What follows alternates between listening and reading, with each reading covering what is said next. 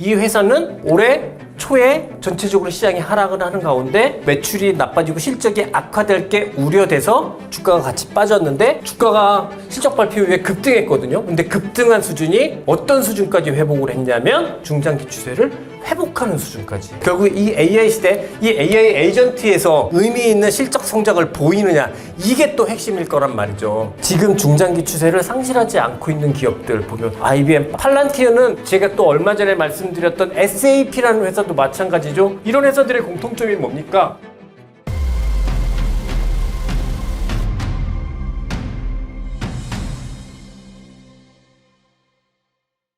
찐생 여러분 안녕하세요. 찐쌤 김진입니다. 교과서가 열린 거야? 이렇게 생각하실 수도 있겠는데요. 새로운 코너를 조금 마련해 보려고 이것저것 시도하는 차원에서 오늘 또 이렇게 시작을 해보려고 합니다. 우리 주식왕 찐쌤 채널을 보면 이런 평가가 조금 있습니다. 우리 내부적으로 이렇게 우리 제작진 분들과 저 스스로도 너무 진지하고 너무 딱딱하고 제가 굉장히 위트 있고 재미난 사람인데 실제로 이렇게 카메라만 딱 켜지면 경직되고 꼭 할 말만 해야 된다라고 생각을 해가지고 딱딱하고 이런 부분이 있는 것 같아요. 많은 댓글 중에 종종 이런 댓글도 보거든요. 그래서 노트 필기를 하고 있다? 혹은 두 번, 세 번 지금 돌려듣고 있다? 필요하기도 하겠지만 그거는 제가 이제 필살기로 할 겁니다. 테마파크로 할 거고. 근데 또 어떤 컨텐츠는 물론 내용을 담아가지만 라디오처럼 편하게 들을 수 있는 그런 컨텐츠가 있어야 저도 좀 조회수도 좀 나오고 그렇지 않을까 이런 생각을 해서 이것저것 시도를 해보려고 하고 있고요. 그 차원으로 오늘 좀 기획을 해본 거는 이제 앞으로는 우리 찐생 여러분들 또 시간 되시는 분들 초대해서 직접적인 이야기도 나누고 그 사이에 또 제가 준비했던 내용도 말씀을 드리고 하는 시간을 가져보려고 해요. 오늘 같은 경우에는 첫 시간이기도 하고 그래서 지금 보시는 분들은 우리 이제 제작진 분들이시고 PD님들이세요. 맨날 이렇게 악마의 편집 해주시고 그다음에 원고 쓰신다고 엄청 고생하시는데 PD님들도 주식 투자 하시니까 정말 개인 투자자의 입장에서 이야기도 들어보고 오늘 또 제가 준비한 내용도 말씀드리고 그런 시간 가져보려고 합니다. 그래서 뭐가 궁금하신 겁니까 오늘은? 테슬라가 실적은 좋지 않았지만 백악관에서의 시간을 줄인다고 했던 걸로 주가 회복이 되었던 걸로 분석이 되더라고요. IBM 같은 경우에는 기대치보다 높은 실적을 발표했지만 주가가 떨어지기도 해서 이게 어떻게 된 건지 궁금합니다. 일단 그 문제는 아주 크게 생각을 하면 1시간 동안 얘기해야 되는 굉장히 크고 어려운 부분인 것 같기는 한데 저는 이렇게 생각을 합니다. 제가 찐생 여러분들한테도 정말 많이 강조하는 것 중에 하나가 일관성이란 말이죠. 그러면 저는 이 관점으로 모든 것들을 좀 봐야 되지 않나라는 생각을 해요. 실적도 마찬가지입니다. 무슨 얘기냐면 어떤 주가가 현재 찍히는 재무제표상의 의미 있는 성장? 이게 진짜 주가의 상승의 원동력이었다라고 하면 그냥 분기마다 발표되는 실적, 이게 가장 중요한 핵심적인 요인일 거예요. 근데 사실 그것보다는 실적을 만들어내는 재무제표에 나오는 실적의 배경에 깔린 그 어떤 내용이 그게 실질적인 주가 상승력의 모멘텀이다 라고 하면 딱 간접적으로 실적과 주가가 잘 매칭이 안 되는 그런 경우가 발생을 해요. 솔직히 제가 늘 이제 후배들한테 제일 많이 했던 얘기 중에 하나가 야, 그 실적이 서프라이즈냐 서프라이즈가 아니냐 그게 무슨 의미가 있냐. 실적 발표 난 다음에 주가가 오르면 좋은 거고 주가가 빠지면 나쁜 거야. 그렇게 생각하란 말이야. 이렇게 얘기해요. 어차피 그 회사 담당하는 애널리스트도 아닌데 그게 의미가 있겠냐 이렇게 얘기도 많이 하는데요. 지금 테슬라를 이야기를 하셨으니까 잠깐만 생각을 해보면 자 보자고요. 테슬라의 주가가 장기 그래프로 생각을 해보면 몇 년 동안 이렇게 올랐다가 정말 몇 년 동안 이렇게 조정을 받다가 이렇게 이 집정 고점을 제껴내는 페이즈 2라고 명명하면서 이런 랠리를 보였다가 이게 몽창 까먹었단 말이죠. 요 기간 동안 그러면 테슬라의 재무제표상에서의 실적이 압도적이었나? 아니거든요. 그러면 테슬라라는 회사는 재무제표로 찍히는 그 실적이라는 게 실질적으로 모멘텀은 아니었다라고 볼 수 있어요. 그리고 사실 요 주가가 빠지는 동안 누가 생각해도 테슬라 실적 망가지겠구나 라고 생각했던 요인들이 너무 많아요. 미국에서 안티 일론 머스크? 그래서 막 테슬라 차량 막 테러하기도 하고 불매운동도 나고 최소한 이렇게 불매운동 나면 그 실적이 좋겠습니까? 그리고 또 하나는 테슬라의 실적, 재무제표상에서 찍히는 실적 이 실적은 주로 어디에서 나올까요? 네, EV에서 나올 거예요. 근데 이 EV를 통한 실적은 여기서 저는 끝난 거라고 생각을 해요. 이 두 번째 올라갔던 주가는 이 EV의 성장 때문이 아니라 그 이상의 테슬라가 하고 있는 그 이상의 되게 많은 것들이 있죠. 자율차가 있을 거고 FSD가 있을 거고 ESS가 있어요. 뭐 여러 가지가 있습니다. 여기 휴머노이드 로봇도 있단 말이죠. 이런 것들이 재무제표에 조금은 나오지 않을까 반영되기 시작했던 게 요때 실적 발표였거든요. 우리 찐생 여러분 기억하실지 모르겠지만 요때 제가 실적 발표 이후에 주가 20% 떴을 때 이거 롱콜이라고 제가 말씀드렸던 적이 있어요. 그리고 나서 주가 떴었거든요. 근데 이것들이 아무리 실적이 좋아봐야 얘 실적이 나쁘면 얘가 거의 8, 90%인데 숫자에서 얘가 8, 90%인데 이겨낼 수 있을까요? 근데 EV는 어차피 성장 대충 다 했지 라고 생각할 수 있는 사업 영역이기 때문에 숫자로 찍히는 실적 이거하고 주가는 케이스 바이 케이스로 다르고 그러려면 이걸 제대로 잘하려면 항상 내가 투자하는 기업의 실적과 주가의 연동성을 잘 이해를 해야 되는데 그러기 어렵잖아요. 그러기 어려우니까 그냥 가장 제일 심플하게 실적 발표 이후에 주가가 뜨냐 근데 주가가 뜬 이유가 무엇이냐 여기에 포커스를 맞춰서 보면 될 것 같아요. 그런 차원에서 늘 실적 이벤트 특히나 미국 실적 이벤트는 봐주셨으면 좋겠다라는 생각을 하고요. IBM도 마찬가지고 SAP도 마찬가지고 뭐 이런 것들이 실적 발표 이후에 주가가 떨어지기도 하고 주가가 올라가기도 합니다. 근데 실적 발표 이후에 단기적으로 좀 주가가 IBM 같은 경우 떨어졌단 말이죠. 근데 떨어졌는데 제가 생각한 것보다는 훨씬 더 높은 수준에서 그렇게 추세적인 충격은 보이지 않았어요. 그러면 저는 아주 심플하게 생각해요. 뭐냐면 단기적으로는 다른 주식보다 좀 모자랄 수 있겠다. 약간은 모자랄 수 있겠다. 실적 이후에 저 흐름이 이런 거니까. 그러나 실질적인 얘 상승 스토리는 깨지지 않았겠구나. 이 정도까지 생각할 수 있을 것 같고 그냥 다 필요 없어요. 지금 제가 이렇게 테슬라 이렇게 자세하게 말씀을 드렸지만 이거는 어떤 총괄적인 인식, 총괄적인 이해가 총체적인 이해가 있어야 가능한 스토리잖아요. 근데 우리가 모든 주식에 대해서 이렇게 가지기는 어려워요. 그러면 그냥 심플하게 주식 이후에 실적 발표 이후에 주가가 얼마나 뜨느냐 뜨지 않느냐 그리고 실제로 그 주가가 뜨는 이유가 뜨고 나서 정말 주가 뜨는 이유가 무엇이냐 그거를 뭐 저 같은 사람들의 의견을 빌어서 정리를 하시는 게 더 나을 것 같다는 생각을 합니다. 실적에 대해서는 실적 어닝 시즌 이럴 땐 이렇게 접근하시는 게 전 제일 좋다고 생각을 해요. 찐쌤, 그러면 지금까지 실적 발표한 기업 중에서 주가가 튀는 게 굉장히 인상 깊었던 기업이 있나요? 네, 있습니다. 그래서 오늘 사실 컨텐츠에서는 어찌 보면 이 기업을 여러분들께 조금 말씀드리고 싶은 게 가장 큰데요. 서비스나우라는 소프트웨어 회사의 주가 실적 발표 그리고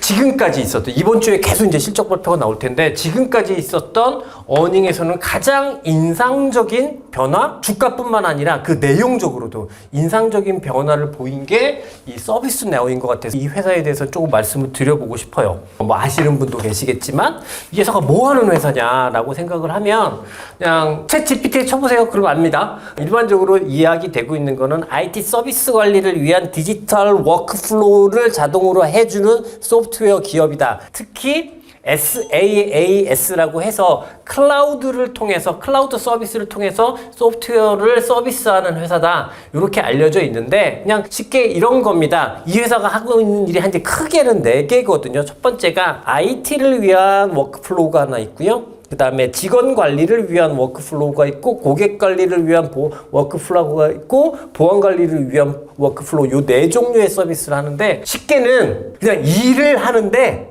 일을 편하게 해주는 서비스. 그래서 뭐 직원 관리를 위한 서비스는 또 이런 것도 있습니다. 입사자가 있으면은 인사팀에 가서 모두 제출하고 그다음에 어디 총무팀 가서 명함 받고 다 이렇게 가잖아요. 근데 그게 아니라 입사자 워크플로우에 자기가 등록만 하면 저절로 입사 처리에서부터 명함까지 한 방에 차차차차 업무 플로우가 되는 그런 일을 하는 제품을 제공하는 회사가 바로 이 서비스나우라는 회사예요. 근데 이 회사가 AI 시대니까 얘네들이 하고 있는 이 서비스를 생성형 AI와 접목시켜서 에이전틱 AI 서비스를 할 수 있느냐 없느냐가 그게 관건이겠죠. 근데 이 회사는 Now Assist라는 플랫폼을 기반 위에 생성형 AI를 접목을 시켜서 실질적으로 에이전틱 AI 서비스를 하고 있는 거로 알려져 있고, 이 회사 이름은 그 안에서 뭐라고 이야기하냐면 프로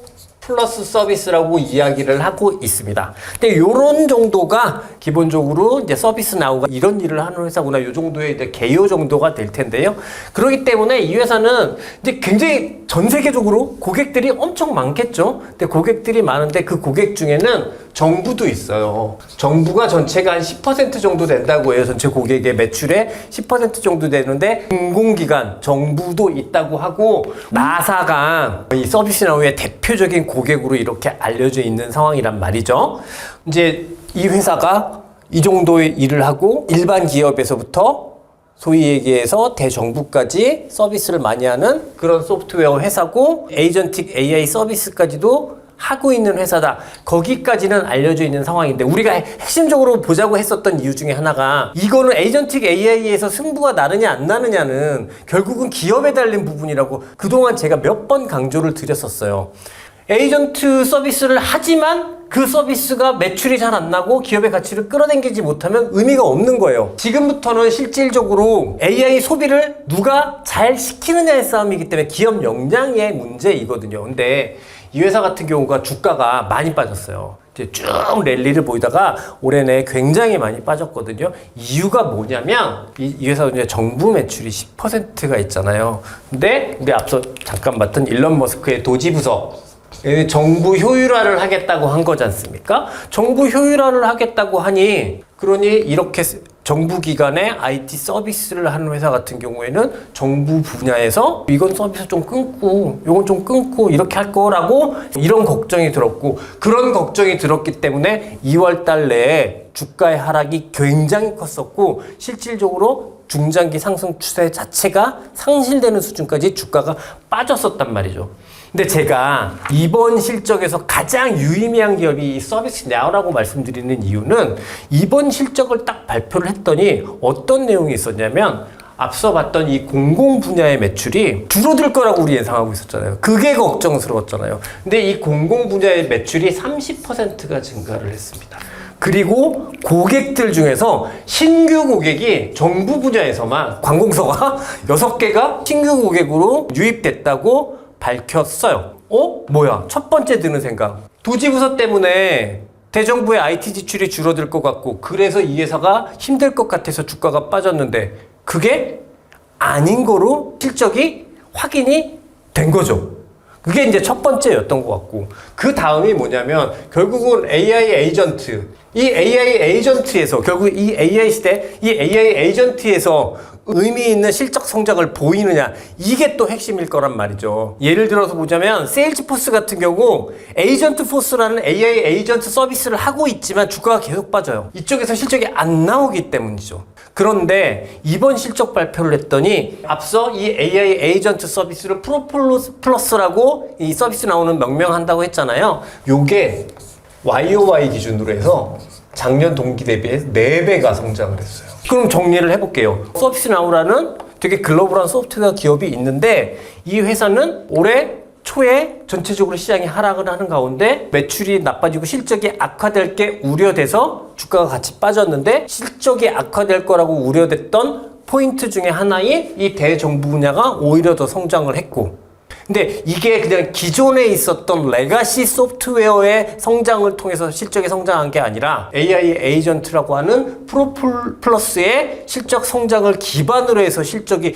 좋아진 부분이기 때문에, 이 서비스나우 하나 입장에서 생각을 해보면 주가가 빠질 이유가 해소가 돼버린 거죠. 그러니까 주가가 실적 발표 이후에 급등했거든요. 근데 급등한 수준이 어떤 수준까지 회복을 했냐면, 중장기 추세를 잃어버렸었는데 중장기 추세를 회복하는 수준까지 그렇게 회복을 해낸 기업이기 때문에, 일단 서비스나우라는 회사 하나만 보더라도 나름의 굉장히 인상적이고 의미 있는 변화를 보여준 기업이라고 생각할 수 있고, 뭐 이만한 기업이 없었던 것 같다, 지금까지 실적 발표에서는 그렇게 생각을 합니다. 찐쌤이 매출 잘 나오고 주가가 튄 것만으로도 관심을 가질 것 같진 않은데, 중요하게 생각하시는 포인트가 있으시죠? 저는 결국은 이 서비스나우의 이런 드라마틱한 주가 회복이 근데 이것 자체로 서비스나우의 투자뿐만이 아니라 이것 자체로 시장은 우리에게 어떤 암시를 하고 있다고 생각을 하거든요. 이제 그 차원에서 한번 이해를 해보죠.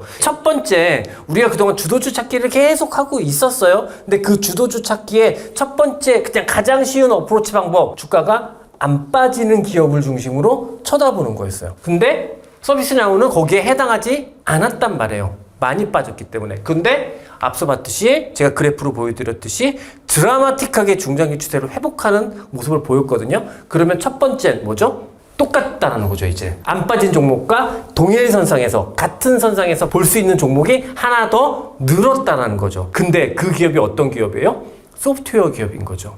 그러면 지금 중장기 추세를 상실하지 않고 있는 기업들 보면 IBM 빠졌지만 유지되고 있는 것 같고 팔란티어는 고가가 120불대인데 이제 110불대예요. 이제 고가에서 얼마 밀리지도 않았어요. 제가 또 얼마 전에 말씀드렸던 SAP라는 회사도 마찬가지죠. 근데 이런 회사들이 제일 많거든요. 그러니 이런 회사들의 공통점이 뭡니까? 소프트웨어 회사잖아요. 그럼 소프트웨어 회사라고 한다면 우리가 일단 지금 생각하고 있었던 그 AI 소비 사이클? 그 전까지는요. 제가 그냥 지어낸 말이란 말이죠. 지어낸 투자 아이디어였어요. 근데 이게 실제로 되지 않을까라고 생각할 수 있는 그런 환경의 변화, 그런 주가의 흐름의 변화가 점점 나타나고 있어서 그게 첫 번째 의미인 것 같아요. 그리고 또 하나는 의미가 어떤 부분이냐면 연결될 수 있는 부분인데 결국은 이 서비스나우가 심지어 팔란티어의 주가까지도 땡기지 않았나라는 생각을 합니다. 팔란티어를 생각을 해볼게요. 팔란티어가 주가가 빠진 이유가 뭘까요? 국방부에서 지출을 축소하겠다라는 결정이 난 다음에 그때 셀 사인 나오면서 주가가 빠지기 시작을 했거든요. 팔란티어하고 서비스나우는 분명히 다른 회사입니다만 결국은 AI의 에이전트 서비스를 하고 있다라고 생각을 해보면 아주 심플하게 접근할게요. 팔란티어는 이거 다는 아닌데 국방부, 그다음에 서비스나우는 나사예요. 둘 다 정부 분야인 거예요.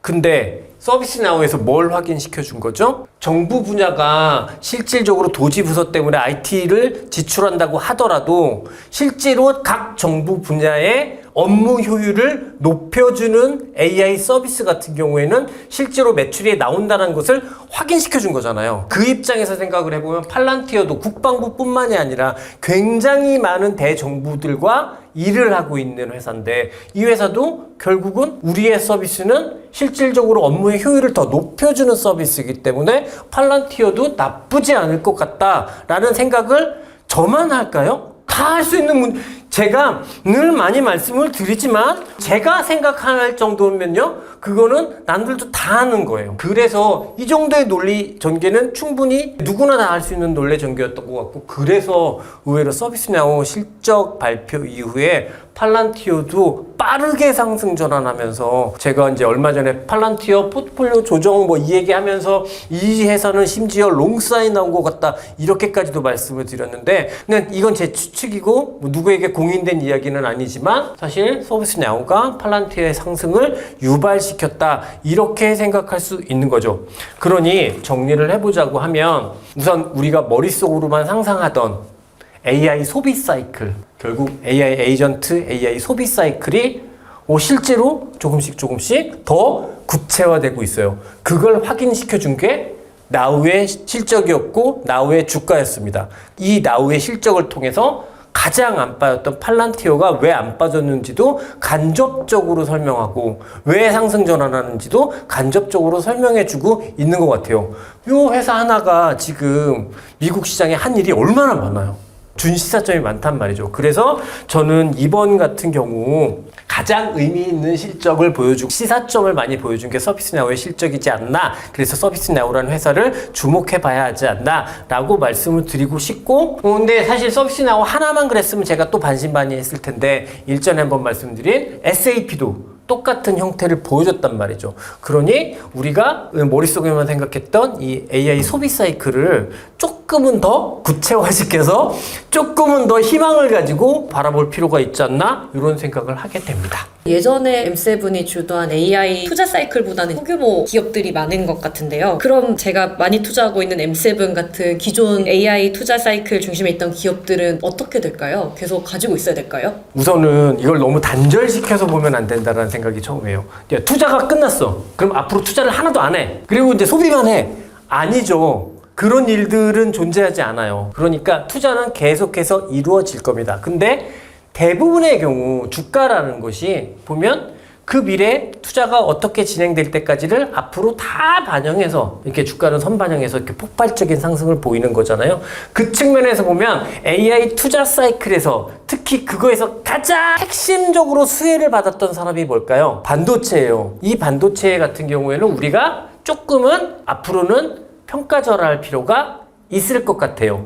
주가가 빠질 때마다 실적은 계속 잘 나올 거예요. 투자 사이클이 멈추지 않으니까. 그러면 어떻게 되죠? 밸류에이션이 점점 싸져요. 밸류에이션이 점점 싸지니까 이 주식을 내가 이렇게 쌌는데 왜 팔아? 이렇게 되면서 계속 물려 들어가는 그 경향, 그 루트를 탈 수도 있다고 생각을 하거든요. 그래서 반도체 쪽은 조금 평가절하할 필요가 있을 것 같고, 반대로 빅테크 같은 경우는 우리가 앞서 이제 팔란티어, 그다음에 서비스네오, 이렇게 결국은 생성형 AI를 접목하는 거잖아요. 근데 이 베이스에 다 뭐가 있나요? 거대 언어 모델이 있는 겁니다. 근데 이 거대 언어 모델은 누가 갖고 있나요? 빅테크가 가지고 있어요. 그 이야기는 결국 에이전틱 시대, 이 시대에도 가장 높은 기술력을 가진 쪽은 어딜까요?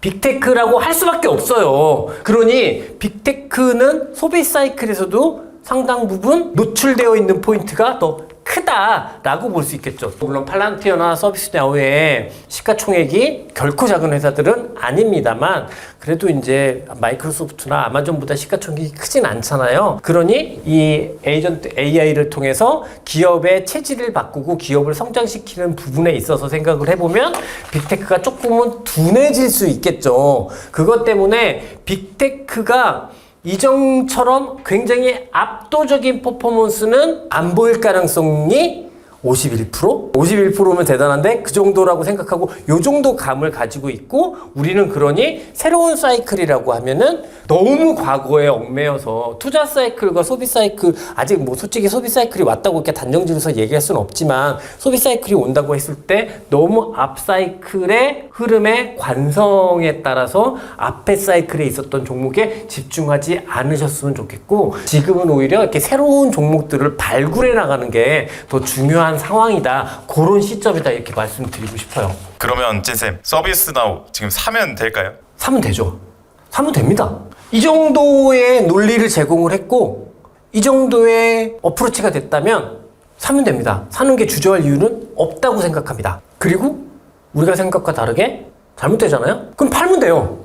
팔면 되는 건데 그거를 못해서 일 뿐인 거지. 지금 말씀드린 서비스나우의 이 흐름은 분명히 논리적 근거도 나름 설득력 있다고 생각을 하고, 그리고 정말 AI 소비 사이클이 된다고 하면 그러면 서비스나우 기대해 볼 만한 회사라고 생각을 합니다. 근데 다만 그건 몰라요. 뭐가 모르냐면 그랬을 때 서비스나우의 제품이 얼마나 이 기업용 소프트웨어 시장에서 대단한 수준으로 성장할 것인가, 그건 기업 방문가도 모를 거예요. 써보지 않는 한 모를 거예요. 그것도. 그러기 때문에 너무 거기에 집중해서 이 회사 막 미래를 바꿀 것처럼, 뭐 세상을 바꿀 것처럼 그렇게 생각하지 마시고, 다만 지금까지 제가 말씀드린 내용은 충분히 이 주식을 살 수 있는 논리적 근거를 제공하고 있다라고 볼 수 있으니까 언제든지 버리겠다라는 마음을 가지고 주식 투자를 하는 건 가능하다. 충분히 할 수 있다라고 생각을 합니다. 저는 그런 건 엔비디아도 마찬가지고요. 마이크로소프트도 마찬가지예요. 주식은 언제든지 버릴 수 있다. 이 마음만 가지고 있으면 모든 주식은 다 살 수 있다고 생각하고, 이 정도 논리적 근거라면 해볼 만한 주식이라고 생각을 합니다. 대충 이제 오늘 마무리했는데 이게 어떠신가요? 이게 진짜 노력하는 겁니다. 우리 제작진 여러분들이랑 저랑 정말 막 전화로도 회의 되게 많이 하고 진짜 많이 노력하는 겁니다. 뭐 별거 아닌 내용일 수도 있지만 되도록이면 많은 분들께 잘 전달됐으면 하는 바람이 있어서 이런 방식도 써보고 저런 방식도 써보면서 이렇게 노력하는 거니까 예쁘게 봐주셨으면 좋겠고요. 이제 이 영상 밑에 여러분들이 궁금하신 부분들 댓글로 막 남겨주시면 댓글에 있는 질문을 잘 활용해서 영상도 좀 만들어 볼 생각이니까 이해가 안 되시거나 아니면 또 다른 의견이 있으시거나 그런 거 댓글 많이 남겨주시면 제가 그것도 적극적으로 활용할 거고요. 다음번에는 오프닝에서 말씀드렸던 대로 우리 찐생 여러분들 직접 모시고 맨투맨으로 이야기해보는 시간도 가져보려고 합니다. 이렇게 계속 막 해보려고 해요. 그러니까 여러분들이 도와주시면 그리고 여러분들이 더 적극적으로 참여해 주시면 더 좋은 컨텐츠가 될 수 있을 거라고 생각을 합니다. 이게 이름 붙여서 증시 토크라고 지금 이름을 붙여봤거든요. 오늘 첫 시간인데 이상 마무리하도록 하겠습니다.